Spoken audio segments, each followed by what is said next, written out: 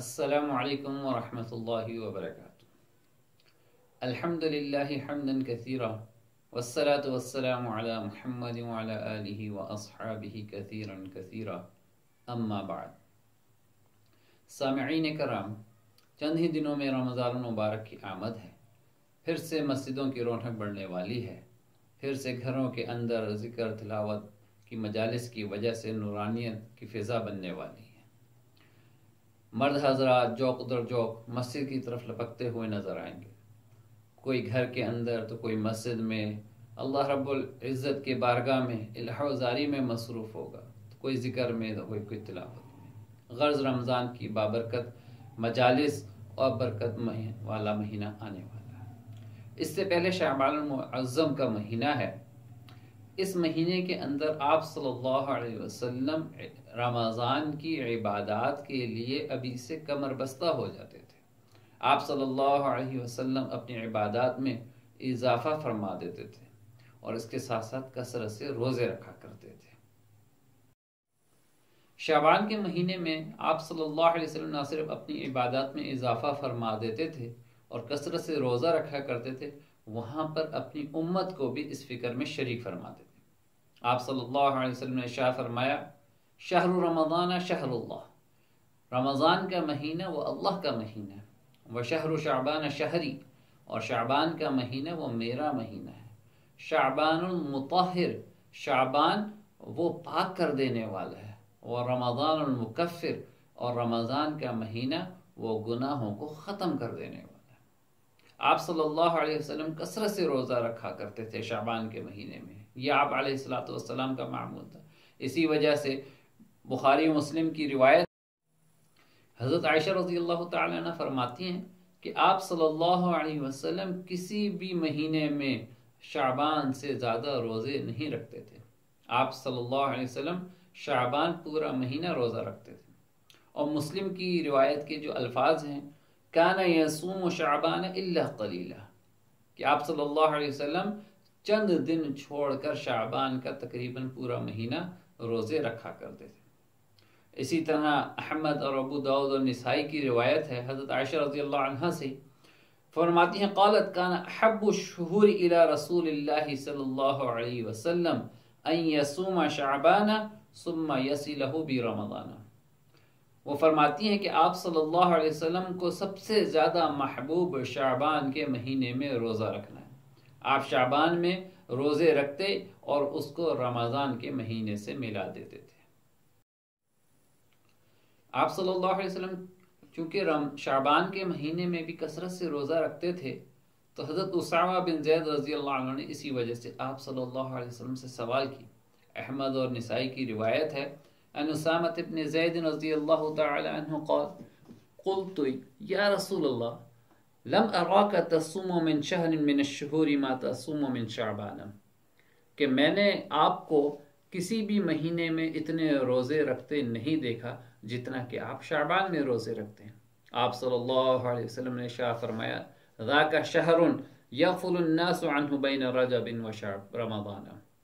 آپ صلی اللہ علیہ وسلم نے ارشاد فرمایا، یہ مہینہ ایسا ہے کہ جس سے اکثر لوگ غافل ہیں، جو کہ رجب اور رمضان کے درمیان میں، یعنی شعبان کا مہینہ۔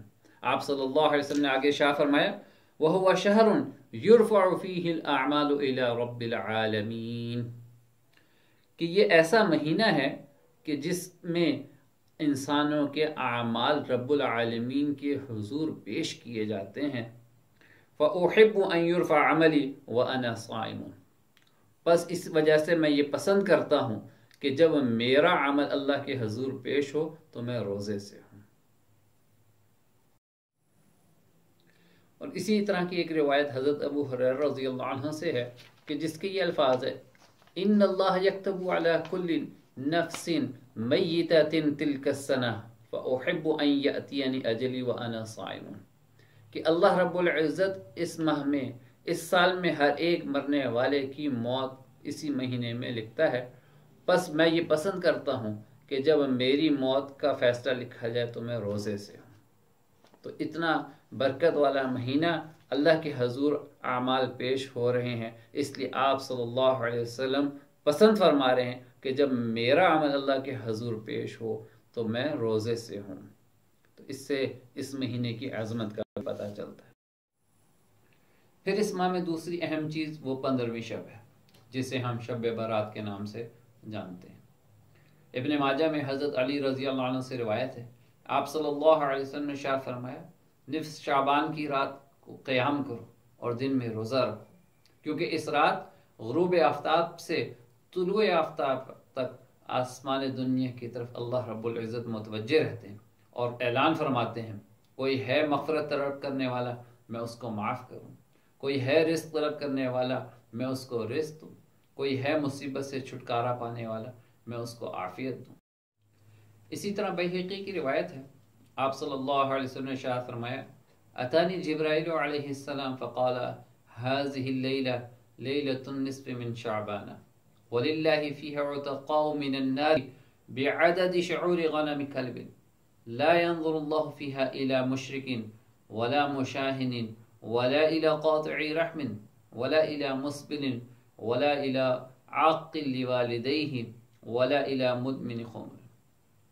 کہ آپ صلی اللہ علیہ وسلم نے شاہ فرمایا کہ جبرائیل علیہ السلام میرے پاس تشریف لائے، فرمایا یہ شعبان کی 15ویں رات ہے، اس رات میں اللہ تعالیٰ بہت سے لوگوں کو دوزخ سے آزاد کرتا ہے کہ جن کی تعداد قبیلہ کلب کی بکریوں کے بالوں سے بھی زیادہ ہوتی ہے، لیکن اللہ رب العزت اس رات میں ان لوگوں کی طرف نظر رحمت نہیں فرماتا جو کہ مشرک ہے، جو کہ کینہ رکھنے والا ہے، جو کہ قطع تعلق کرنے والا ہے، جو شلوار یا ازار کو ٹخنوں سے نیچے لٹکانے والا ہے، جو اپنے والدین کا نافرمان ہے اور جو شراب کا عادی ہے، ایسے لوگوں کی طرف اللہ نظر رحمت نہیں فرماتا، یعنی ان کی مغفرت نہیں ہوتی۔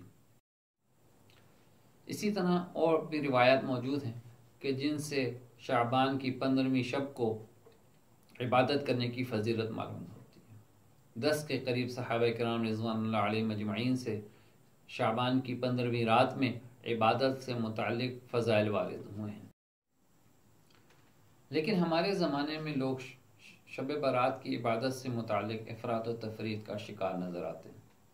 کچھ تو ایسے ہیں جو عبادت کے بالکل قائل نہیں ہیں، اور دوسری طرف ایسے حضرات ہیں جو عبادات اور اعمال کو اس قدر اہتمام سے کرتے ہیں اور بڑھا چڑھا کر پیش کرتے ہیں کہ گویا حدیث میں ان کا تذکرہ ہے۔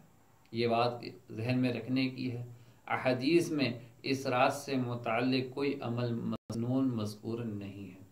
تعداد رکعات خاص کرنا، ترتیب صورتوں کی خاص کر کے پڑھنا، کوئی خاص وظائف کرنا، یہ سارے مسنون اعمال نہیں ہیں۔ ہاں، بزرگوں کے اسلاف کی ترتیب یا ان کے اقوال ہو سکتے ہیں، انہوں نے ایسا کیا ہوگا، لیکن ان کو سنت سمجھ کر یا حدیث میں ان کا تذکرہ ملتا ہے اس لیے کرنا، یہ درست نہیں ہے۔ ہاں، عبادات کا تذکرہ ملتا ہے کہ اس رات میں عبادت کرنا، تو اس رات میں کرنے والے اعمال کیا ہیں؟ ان میں سب سے پہلا درجہ تو کیا ہے؟ با جماعت عشاء کی نماز پڑھنا اور با جماعت فجر کی نماز پڑھنا، کیونکہ ایک حدیث میں آتا ہے جس نے عشاء کی نماز جماعت سے پڑھی اور فجر کی نماز جماعت سے پڑھی، گویا اس نے ساری رات قیام کیا، اس کو ساری رات عبادت کرنے کا اجر مل رہا ہے۔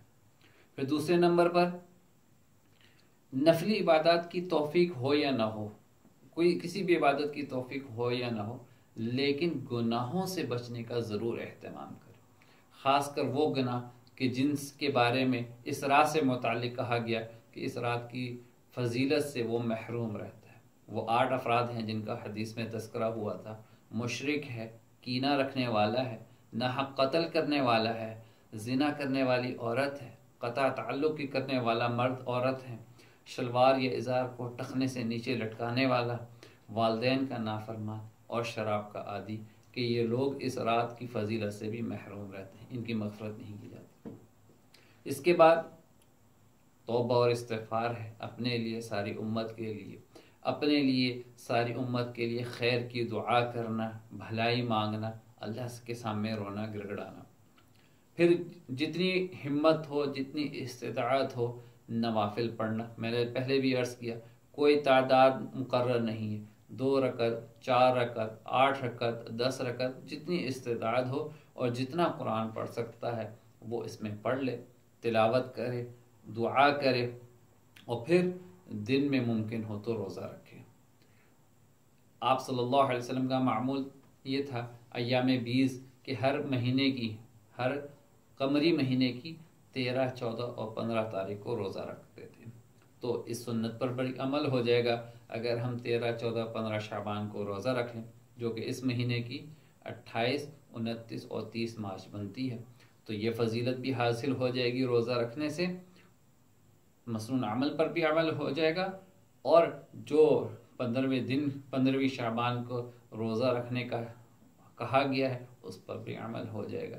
اللہ رب العزت ہمیں توفیق دے کہ ہم رمضان کی خوب اچھی طریقے سے تیاری کر سکیں اور خوب اللہ سے دعائیں کرنا گڑ گڑا کر، خاص طور پر جو حالات ہیں اللہ رب العزت نے وبا پھیلائی ہے، اللہ کی طرف سے ہے، اس سے محفوظ رہیں، ہم سب محفوظ رہیں، ساری امت محفوظ رہے، اس کے لیے اللہ کے حضور گڑ گڑا کے معافی مانگنا، توبہ اور استغفار کرنا۔ اللہ رب العزت ہمیں اس کی ہمت اور توفیق عطا فرمائے۔ وآخر دعوانا ان الحمد للہ رب العالمین۔